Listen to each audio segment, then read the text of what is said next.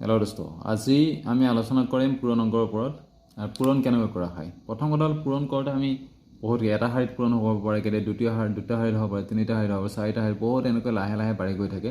গতিকে আমি প্ৰথমতে ষ্টাৰ্টিঙৰ পৰা আমি চাব লাগিব, কাৰণ আমি প্ৰথমে এটা শাৰীত কেনেকৈ পূৰণ কৰা হয় এই বস্তুটো আমি শিকি ল'ব লাগিব। ইয়াত মই আপোনালোকক দেখুৱাব বিচাৰিছোঁ প্ৰথমতে এটা শাৰীত কিদৰে পূৰণ কৰা হয়। আমি যিকোনো এটা অংক কৰোঁতে পূৰণ হওক, যোগ হওক, বিয়োগ হওক, যেই নহওক, আমি প্ৰথমতে কি কৰা হয় একক স্থানৰ পৰা কৰা হয়। বিশেষকৈ কি যোগ, বিয়োগ আৰু পূৰণৰ ক্ষেত্ৰত একক স্থানৰ পৰা পূৰণ কৰা হয়। যেনে আমি ইয়াত মই তিনিটা অংক লৈ লৈছোঁ আৰু দেখুৱাব বিচাৰিছোঁ আপোনালোকক মই এটা শাৰীত কেনেকৈ পূৰণ কৰা হয়। ইয়াত যদি আমি চাওঁ, প্ৰথমতে ইয়াত 4 একক স্থানত কিমান আছে, সংখ্যাটোৰ 2 আছে। গতিকে আমি 2 কিহে পূৰণ কৰিম, তলৰটো। সদায় তলৰ সংখ্যাটোৰ ওপৰৰ সংখ্যাটো পূৰণ কৰা হয়। গতিকে 4 আমি যদি 2 পূৰণ কৰোঁ কিমান হ'ব, 2 4 গুণ 8, 2 4 গুণ কিমান হৈ যাব 8। গতিকে আমি এইটো সংখ্যা লিখি দিলোঁ 8। এতিয়া আমি প্ৰথম এই দুটা সংখ্যা পূৰণ কৰিব লাগে, তাৰপিছত আমি ক্ৰছ কৰি পূৰণ কৰোঁ, অৰ্থাৎ এই সংখ্যাটোৰে দশক স্থানক পূৰণ কৰিব লাগে। প্ৰথমতে একক স্থানক পূৰণ কৰিব লাগে আৰু পিছত কাক কৰিব লাগে, দশক। তেতিয়াহ'লে আমি দশকক পূৰণ কৰিম। এতিয়া 4 8 গুণ কিমান 32, গতিকে পূৰণফল হ'ব কিমান 328।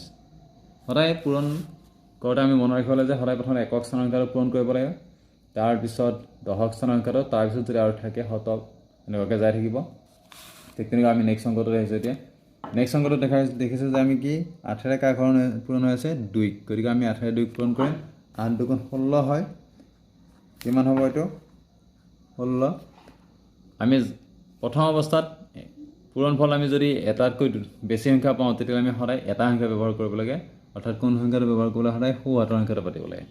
তেতিয়া সৌ হাতত আমাৰ কিমান আছে, এতিয়া 8 2 গুণ 16 6 থাকিল। গতিকে আমি পাতিম কোনটো 6 সংখ্যাটো। গতিকে আমি ইয়াতে পাতি দিলোঁ কিমান 6। যিটো সংখ্যা ৰৈ গ'ল সেইটো কি হ'ল, আমি হাতে যোৱা বুলি কওঁ। এইটো এই সংখ্যাটো আমি হাতে ৰাখি দিলোঁ। কিমান ৰৈ গ'ল আমাৰ 1। এইবাৰ আমি যিহেতু প্ৰথমতে একক স্থান পূৰণ কৰিব লাগে, গতিকে আমি একক স্থানটো পূৰণ হৈ গৈছে। এইবাৰ আমি কাক পূৰণ কৰিম, দশক স্থানটো। এতিয়া দশকত তেতিয়াহ'লে 8ৰে কাক পূৰণ হৈ আছে আমাৰ 3। তেতিয়া 8 3 গুণ কিমান 24।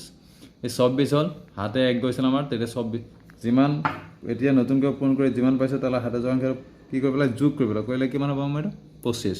দেখিছোঁ ইয়াতো কেইটা সংখ্যা আছে, 2টা। গতিকে আমি সৌ হাতৰ সংখ্যাটো লৈ ল'লোঁ। তেতিয়া সৌ হাতৰ সংখ্যাটো আছিল কিমান 5, ৰৈ গ'ল কিমান 2, অৰ্থাৎ এইবাৰ হাতে কিমান গৈছে 2 গৈছে। নেক্সট আমাৰ যিহেতু দশক স্থান হৈছে, এইবাৰ কাক পূৰণ কৰিম আমি, শতকক। তেতিয়া 8 2 গুণ কিমান 16। 16 এতিয়া যিমান বাকী হাতে গৈছিল সেইটো আমি কি কৰিম, যোগ কৰিম। 16 এতিয়া যদি আমি 2 যোগ কৰোঁ তেতিয়া কিমান হ'ব, 16 2 18, অৰ্থাৎ উত্তৰ হ'ব কিমান 1856। ঠিক তেনেকুৱা নেক্সট আৰু এটা সংখ্যা লৈ লৈছোঁ ইয়াতে মই। তেতিয়া 4ৰে কাক ভৰি আছে, সদায় প্ৰথমতে একক স্থানত পূৰণ কৰোঁ। গতিকে 4ক 3 পূৰণ কৰিলে 7 3 গুণ 12 হয়, কিমান হয় 12।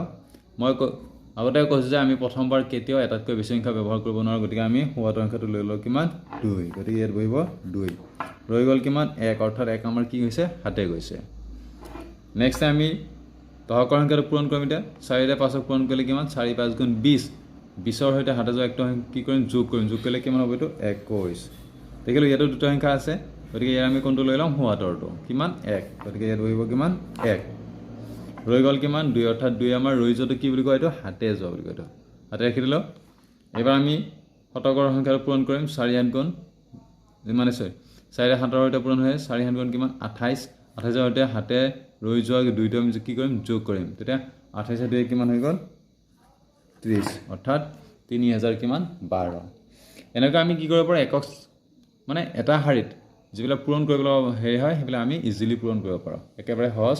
সদায় পূৰণ কৰা আমি মনত ৰাখিব লগা কথাটো কি, যে আমি প্ৰথমতে একক স্থানক পূৰণ কৰিম, তাৰপিছত এককৰ হোৱাৰ পিছত দশক, দশকৰ পিছত শতক, হাজাৰ, এনেকৈ গৈ থাকিম আমি।